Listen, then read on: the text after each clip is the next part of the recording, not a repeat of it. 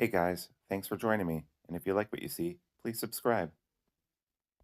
Hello, peoples. Welcome to Sharp Ends. I'm going to talk about kitchen knives today, from the camp to the kitchen, and everything in between. I'm going to point out what I think makes a good kitchen knife.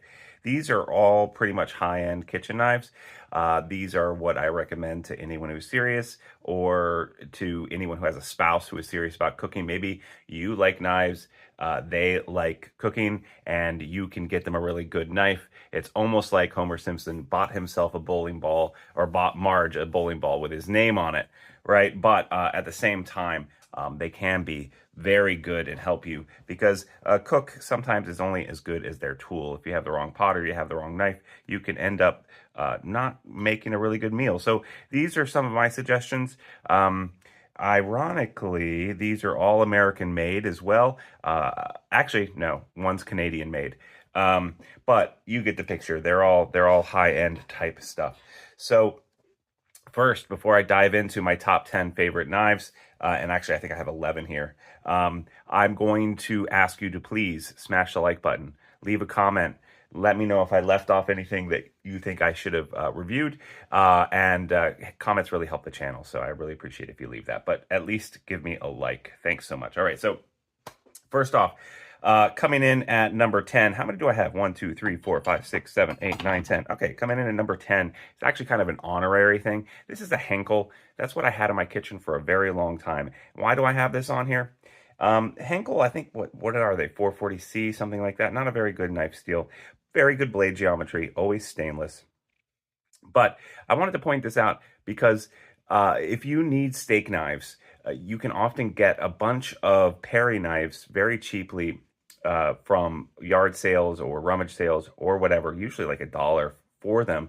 They're not sharp at all. They're dull. They've never been, sharpened well a day in their life.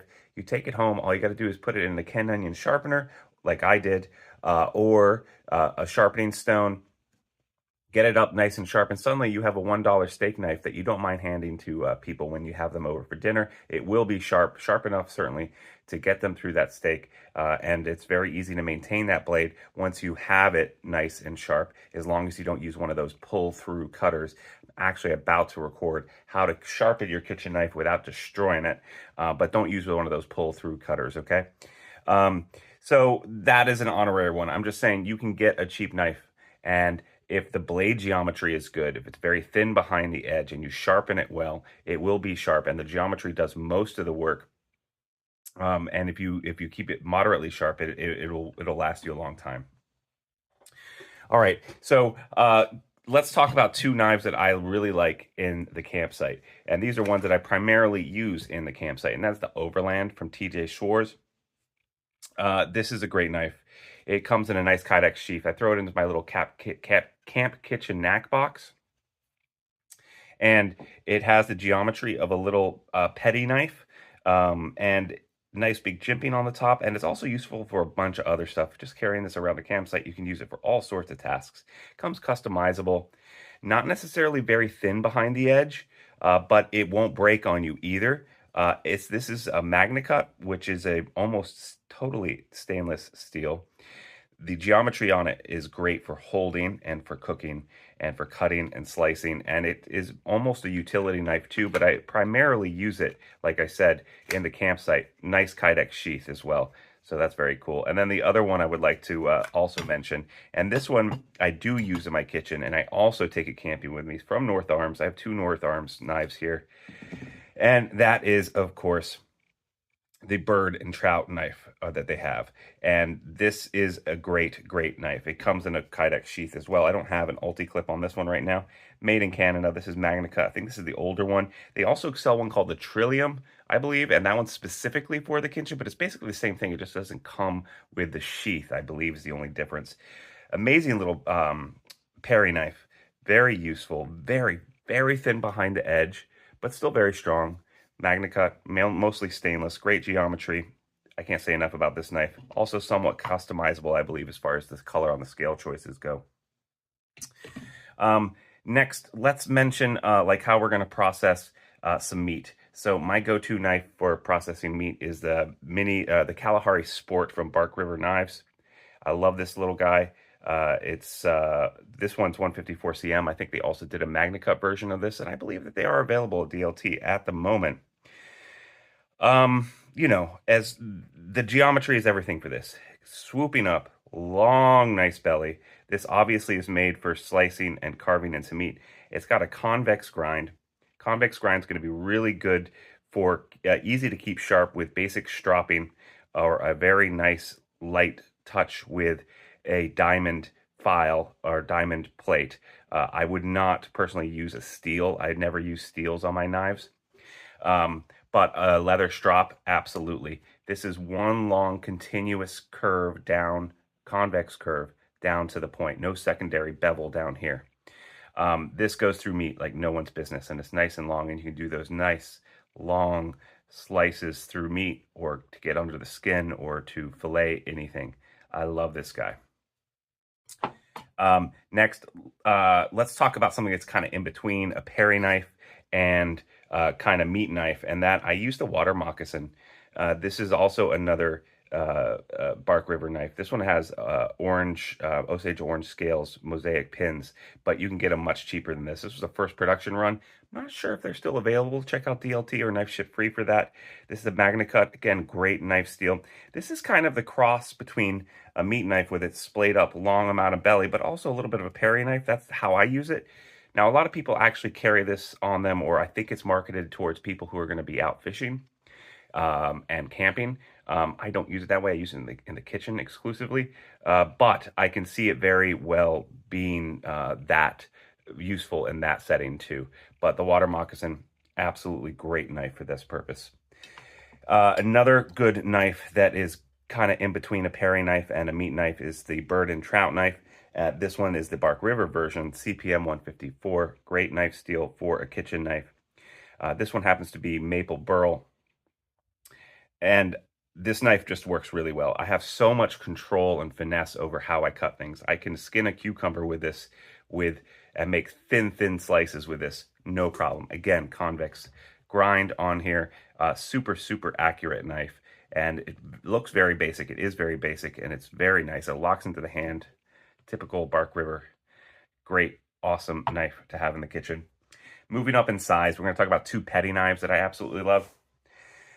This might be the crown jewel. Well, not the crown jewel, but it's up there. This is definitely one of my favorite knives ever.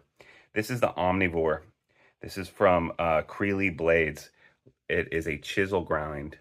Super thin behind the edge, like phenomenally. Chisel grind means it's flat basically over here, although there's just a little bit of a secondary bevel.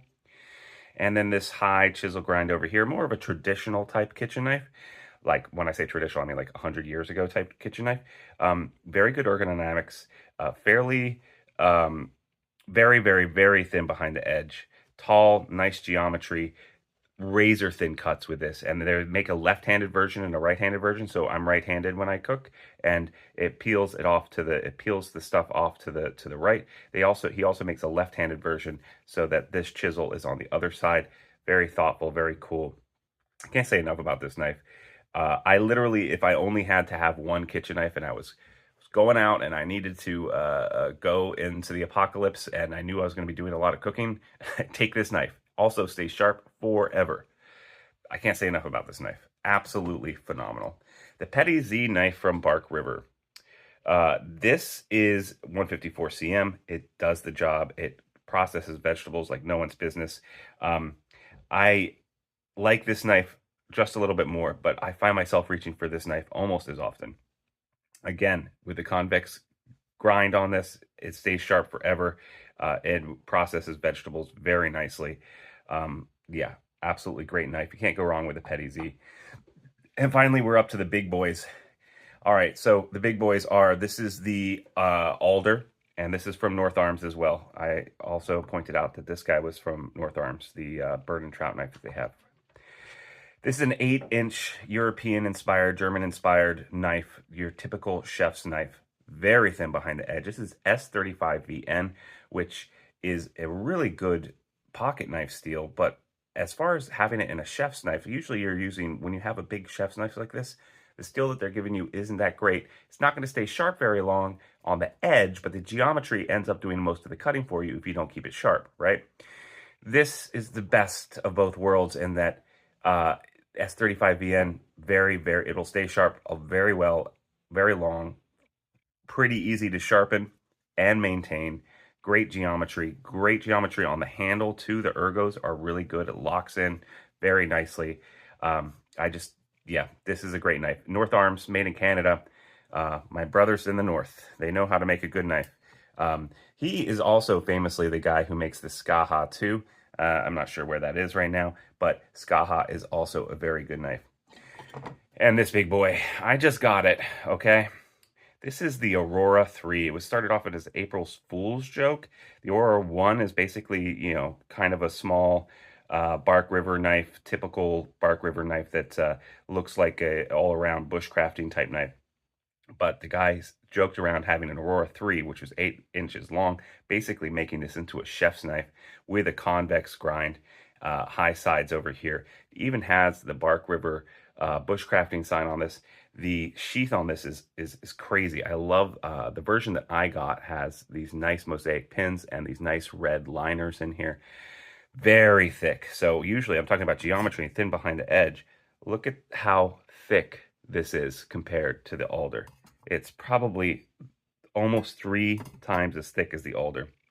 Having said that, this processes stuff very easily with the convex grind. It has some weight to it, which actually helps cut things up fairly fast.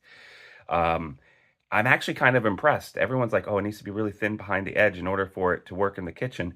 This is kind of the exception to the rule so far. I've been very impressed. And also, I can go down and cut a tree down with this. 3V. So this isn't going to be as stainless as some of the other metals out here. But it is stainless. I just need to make sure to wash it off and clean it off after I done use it. And especially don't leave any acid or blood on your knives. You need to clean that off right away or it will patina. Unless you're using steel that isn't very good but very highly stainless. But all of these steels will patina with lemon juice left on them, even tomato juice left on them, and especially blood. Finally, I'm just going to mention that sometimes when I'm camping, I also definitely like to use my Spidey Chef. Spidey Chef is also very near and dear to my heart, designed by Sleesh Bowie, who famously did the Sleesh Bowie knife. But this Spidey Chef is still available, made in Taiwan. Very, very nice steel, LC200N. I prefer Vanex Super Clean when I'm going totally stainless, but the shape of this is basically a little utilitarian kind of kitchen knife in the pocket. So if you're going backpacking and you really don't want to take even, an overland, but you want something with that kind of feel, that kind of rocker, that kind of belly where you're going to be processing some kind of food, the Spidey Chef, definitely the way to go. Great action too. One of my favorite Spydercos of all time. All right, people. So I think I've given you everything I want to talk about as far as like these knives. These are my favorite kitchen knives. I didn't really rank them that much. If I had to only pick, let's say I only had to pick 3 for camping, obviously I'd probably be taking this guy. I'd be taking this guy here. So the Overland, the Bird and Trout from North Arms, and the this guy right here, which is the Spidey Chef. And then for my home, if I only could choose 2, I would probably be taking, or if I could only take 3, maybe I'd be taking the Omnivore. And then for my small, and then, for meat processing, I'd probably be taking this guy, which is the Kalahari. And then for the large knife, I'd honestly probably be taking this Alder from North Arms. Great knife. But I use all of these. I use them all a lot, and I like them a lot. So it would be really hard for me to get rid of any of these because I cook a lot. I'm a serious chef, and I really enjoy cooking. So it would be almost impossible for me to give up a kitchen knife unless I was upgrading and getting something better. Thanks so much for joining me, guys. Let me know what you think in the comments.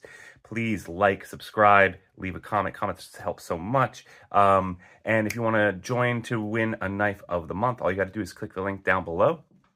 for Patreon, and you too could win you will be entered automatically to win a knife of the month. Thanks so much, guys, and I'll see you next time on Sharp Ends. Bye bye now.